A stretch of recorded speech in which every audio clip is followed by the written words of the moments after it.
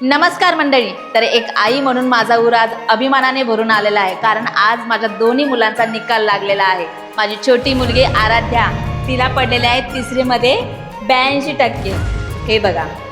आणि माझा मोठा मुलगा, त्याला 10वीमध्ये मिळालेले आहेत, हे बघा, 60%.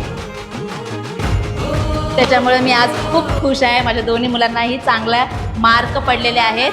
आणि तुम्हाला तर माहितीच आहे, काही लोक असे बोलतात की ताई तुम्ही फक्त व्हिडिओज शूट करता का, मुलांच्या अभ्यासाकडे लक्ष देता की नाही.